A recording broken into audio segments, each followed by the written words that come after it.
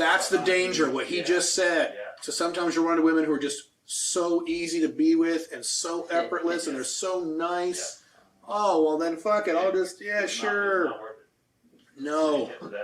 So OLTR, when you draw that line, and you guys will have access, if you do, to the Ultimate Open Relationships Manual, that requires the OLTR talk. That is a very big talk where you upgrade the MLTR to an OLTR. You don't just do it. You have a very, very big talk, and it's big. It's bigger than the talk. The OLTR is big. The OLTR talk is where you go through all the negatives of being with you long term. And she has to be cool with everything. If she's not, then she stays in MLTR. If she's cool with it, then she graduates to OLTR. And I'm assuming here that this woman has been in MLTR with 0 to no problems for at least 6 months. 12 months is better. So I've only had 2 women as OLTRs my entire life. So HBM was the first one. We were together 3.5 years before I even started moving in that direction. Alexis, Pink Firefly, we were together for 1.5 years. Yes, before I even started thinking about moving her in that direction. Takes a long time.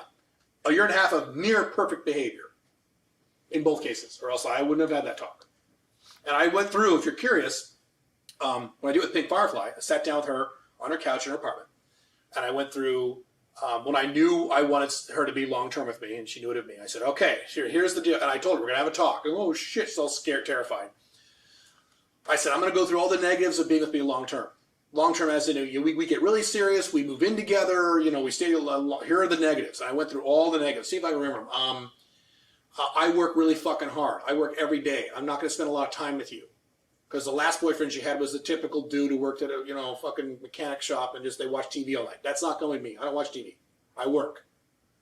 Number 2, I'm going to have sex with other women for the rest of my life. Period, end of story, and I will never stop. I'll be in my 70s. I'll still be doing this. Don't think for a minute that, eventually he'll... No, I won't.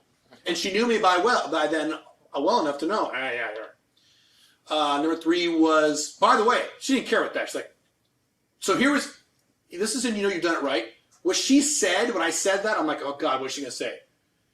Her words were literally, okay, next. Perfect. I said, I have children. Now, they're grown children, but they're in their 20s and they're millennials, and sometimes kids in their 20s are stupid and they need to move back home, and that may happen. What else I said? I said, I'm moving out. Oh, in 2025, now it's 2021, I'm moving out of the country. I'm moving with or without you. Even if we're married. You want to go? I'm going. Did you just expedite your timeline? Yes. Because of all the shitstorm? No, I expedited last year. Okay. Well, the year before, when Trump Hillary is when I said, okay, fuck this. Yeah. Now I'm just double downing on it because of what's happening now. I'd leave right now if I could. What was the next thing I said? It was 5 of them. Oh, I'm a semi-public figure. So people know me on the internet. People are eventually going to see pictures of you. You're beautiful, but 1 or 2% of any audience are assholes. They're going to say mean things. They're going to be hurtful, and you got to be cool with it. I think that was it. Those 5 things. Oh, when I said I'm moving out of the country, she said, and I quote, "You're taking me with you, right?" Perfect. So she passed all those who fly. Now, if she had said, then, well, no, this is not a good OLTR. Talking about going to OLTRs. I don't know if you want to talk about that. But so it's not just FB to MLTR, you just do it. MLTR to OLTR, you have this big talk. So you need to go through all the negatives, all the horror. What do most people do when they get serious? They don't talk about any of this stuff, and it comes out later. They move in together, and a year later, this comes out. No. I mean, if I, was a heavy drinker. Hey, I'm a heavy drinker. I drink a lot. You don't like it, fuck you. Or guys who say, a lot of guys should say, I'm into fucking sports. I love watching sports every goddamn day. You don't like it, tough shit. If you want a guy who doesn't watch, because some women just can't stand guys who watch a lot of sports. I don't. But someone hate that stuff. If you're with these women, no. You and I aren't going to fucking work. Just whatever it is for you. There's 3 or 4 or 5 things that a woman will fucking hate about you. Tell them. Including, I'm never going to be monogamous. That's, number 1. Maybe make that number 2. That's what I did. Yeah.